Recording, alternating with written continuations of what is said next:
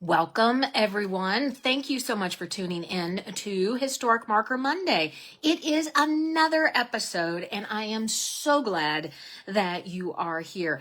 We spend Mondays exploring those little historic markers that you see when you wander around Key West.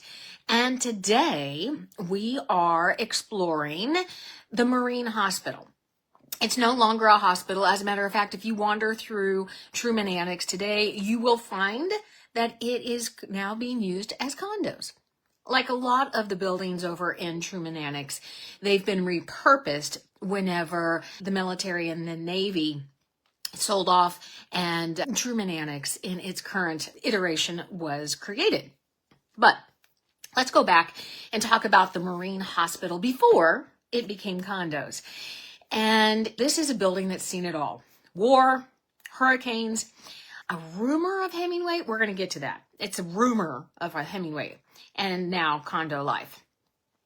So in this whole history of this building, it's seen Civil War medicine, yellow fever outbreaks, Havana hurricanes, and all the drama that comes with hurricanes, and everything else that we can think of, including island rumors of Ernest Hemingway. So grab your coffee. Let's get into this. So if you remember Commodore David Porter, he came into Key West and was in charge of eradicating piracy and did that with his mosquito fleet. But he requested a hospital to be built in 1844. Because he said, if you're stationed in Key West and it's the 1840s and you're surrounded by sailors and there's nothing else nearby and we're doing all of this eradicating of piracy and protecting the waters, we need a hospital. And so he commissioned a hospital to be built. And what was interesting is this hospital was built in less than a year. So it was started in late 1844, and by August of 1845, the building opened as a hospital. Here's an interesting thing, though. There's an architect named Robert Mills, and he, at that point in time, had designed, I think, 7 or 8 other military hospitals. But he's famous for designing the Washington Monument. So, and not just a regular architect was used to design the Marine Hospital. There was actually Robert Mills, and then this will come back again, and it'll tell you why the connection's so interesting. This building served as a hospital for 90 years. From 1845 to 1943, it served as the military hospital.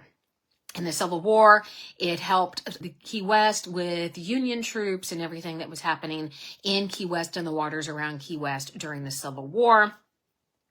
And then you had the yellow fever and the dengue epidemics, and it treated the people of Key West as well as the military people. And then you had, of course, the Spanish-American War, with Key West only being 90 miles from Cuba. It was the recovery spot for a lot of these wounded soldiers. And in World War I, you had the influenza pandemic, and the Key West Hospital was used also to treat that, and it helped to battle that pandemic.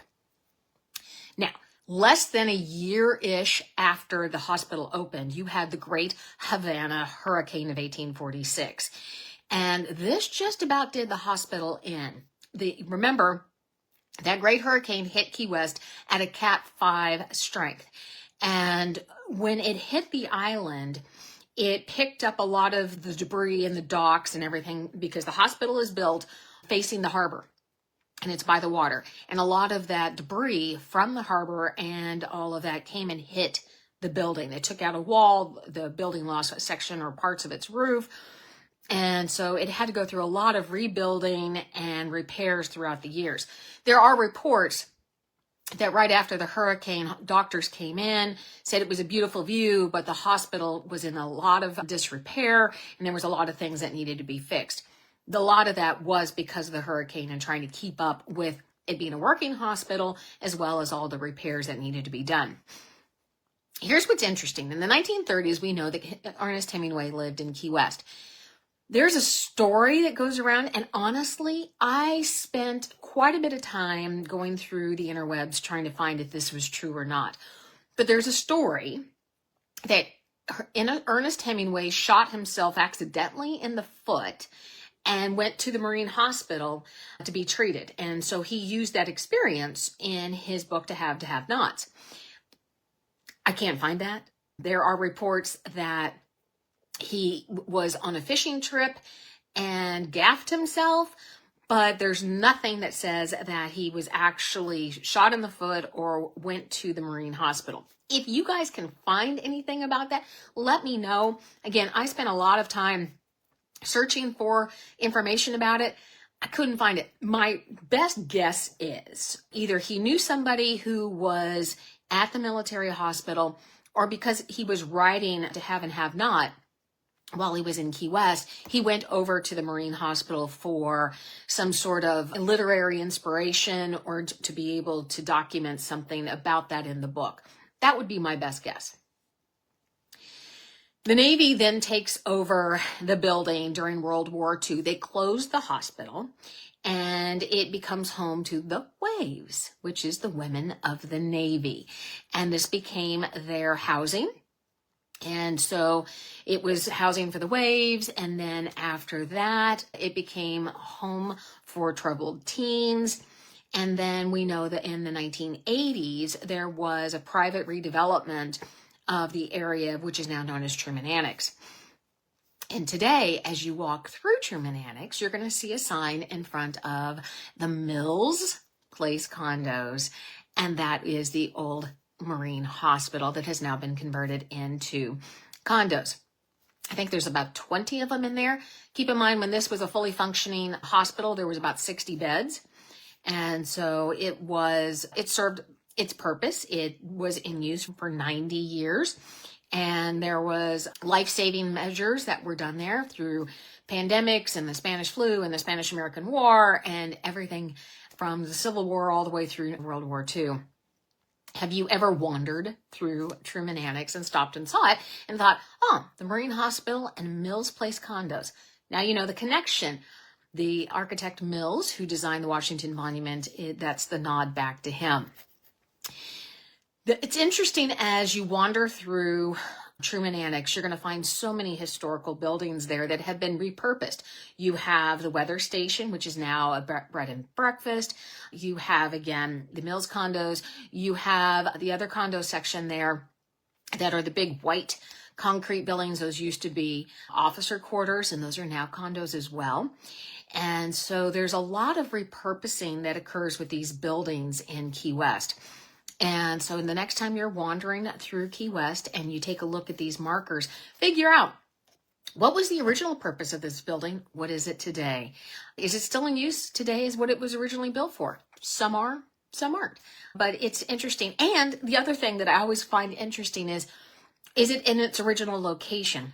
As we know, a lot of these buildings have been moved for various reasons. And so it's always interesting. Is this in its original location? The other thing to be keeping in mind as you wander Key West is, did Key West look like this when this building was built?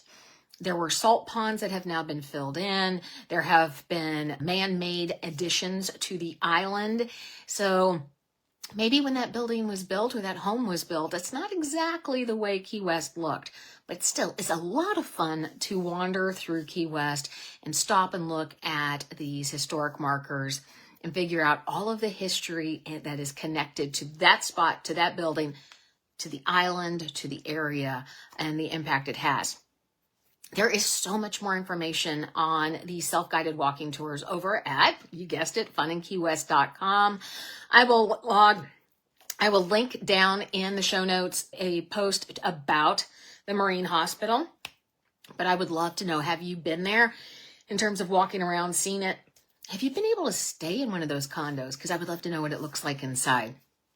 I am Michele with Fun in Key West, and I am so glad that you joined us again for another episode of Historic Marker Monday. I want you to head over, like I said, to FunInKeyWest.com, check out our self-guided walking tour, but also sign up for our happy hour list. That gets you on our newsletter, and that gets you an opportunity to answer a trivia question every week and put your name into a drawing for a Fun in Key West swag box and other Key West goodies, as well as sign up for our book club. We're having a blast over there. You guys have a great Monday. Thank you for stopping in. Talk to you later.